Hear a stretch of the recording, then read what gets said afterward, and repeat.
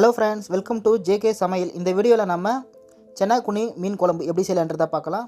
இப்போ நம்ம சென்னா குனி மீன் குழம்பு செய்கிறதுக்கு என்னென்ன தேவையான பொருட்களையும் இப்போ பார்த்துடலாம். இதற்கு நான் 1/2 கிலோ சென்னா குனி மீன் எடுத்திருக்கேன். மீனை வந்து நல்லா க்ளீன் பண்ணி வச்சுருக்கேன். 4 தக்காளி கட் பண்ணி வச்சுருக்கேன். 3 வெங்காயம் சின்ன சின்னதாக கட் பண்ணி வச்சுருக்கேன்.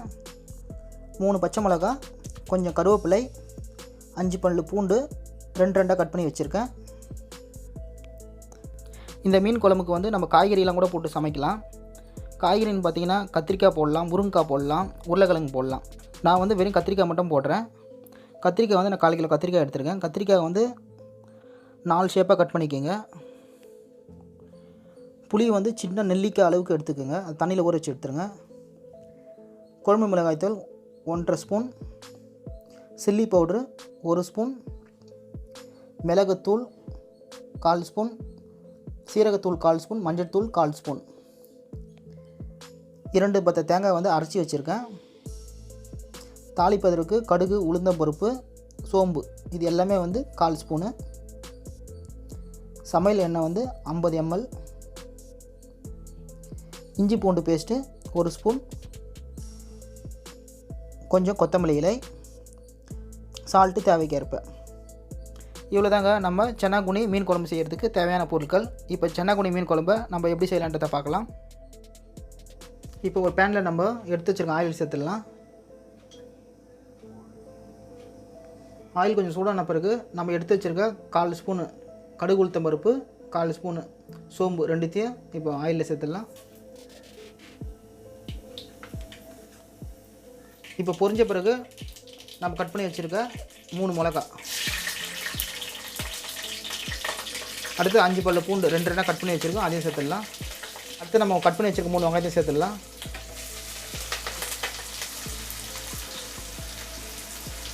இப்போ வெங்காயம் கொஞ்சம் வதங்கட்டும். வெங்காயம் வதங்கிடுச்சு. அடுத்தது நம்ம கட் பண்ணி வச்சுருக்க 4 தக்காளி சேர்த்துடலாம். தக்காளி சேர்த்ததுக்கப்புறம் நம்ம எடுத்து வச்சுருக்க கருவேப்பிலையும் சேர்த்துடலாம். இப்போ ஒரு முறை கலரி விட்டுட்டு இப்போ மூடி போட்டு ஒரு 2 நிமிஷம் வரைக்கும் தக்காளி வெங்காயத்தை வதங்க விடலாம். தக்காளி வெங்காயமாக நல்லா வதங்கிடுச்சு. இப்போ ஒரு முறை நம்ம கரண்டியில் கலரி விட்டுட்டு நம்ம எடுத்து வச்சுருக்க இஞ்சி பூண்டு பேஸ்ட்டு சேர்த்துடலாம். அடுத்தது நம்ம எடுத்து வச்சுருக்க மிளகுத்தூள், சீரகத்தூள், மஞ்சத்தூள் இது எல்லாமே 1/4 ஸ்பூன் எடுத்து வச்சுருக்கோம், அதையும் அதில் சேர்த்துடலாம். அடுத்தது 1 ஸ்பூன் சில்லி பவுட்ரு, இது 1.5 ஸ்பூனு குழம்பு மிளகாய் தூள், அதையும் சேர்த்துருங்க. இப்போ இதெல்லாம் சேர்த்துட்டு ஒரு முறை கலரி விட்டுருங்க. அடுத்தது நம்ம கட் பண்ணி வச்சுருக்க கத்திரிக்காய் சேர்த்துடலாம்.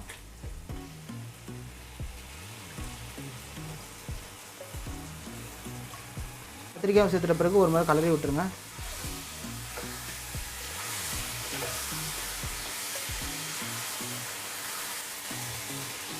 கலரி விட்ட பிறகு இந்த மசாலாவிலே வந்து ஒரு 2 நிமிஷம் வரைக்கும் கத்திரிக்காய் வதங்கட்டும். இப்போ இதிலே வந்து நம்ம அரைச்சி வச்சுருக்க 2 பத்த தேங்காய் அதையும் சேர்த்துடலாம். சேர்த்த பிறகு இன்னொரு முறை கலரி விட்டுருங்க.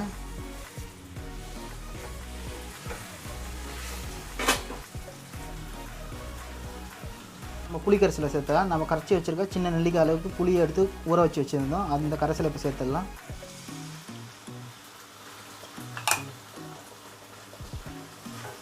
கரைசலையும் சேர்த்துட்டு ஒரு முறை கலரி விட்டுருங்க. நம்ம க்ளீன் பண்ணி வச்சுருக்க சென்னா குனி மீனை சேர்த்துடலாம்.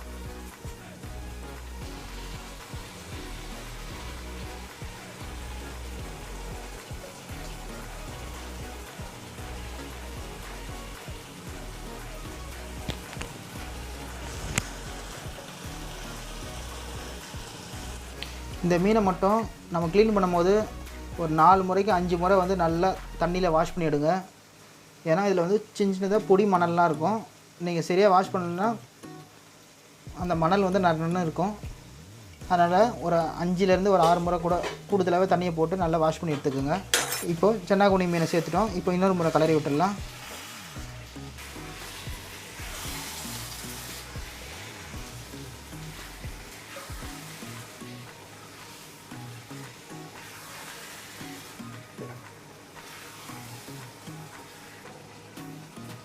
இப்போ நான் இதிலே வந்து ஒரு அரை சொம்பு அளவுக்கு தண்ணீர் சேர்த்துக்கிறேன் குழம்புக்காக.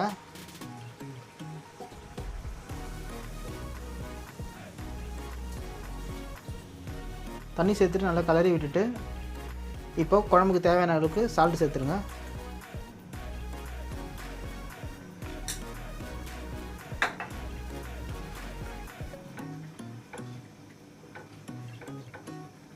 மூடி போட்டு ஒரு 10 நிமிஷம் வரைக்கும் குழம்பு கொதிக்க விடலாம்.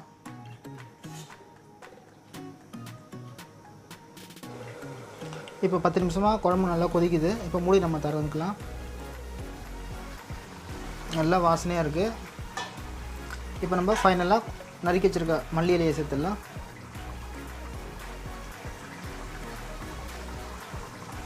அவ்வளோதாங்க, நம்மளுடைய சுவையான சென்னா குன்னி மீன் குழம்பு ரெடி.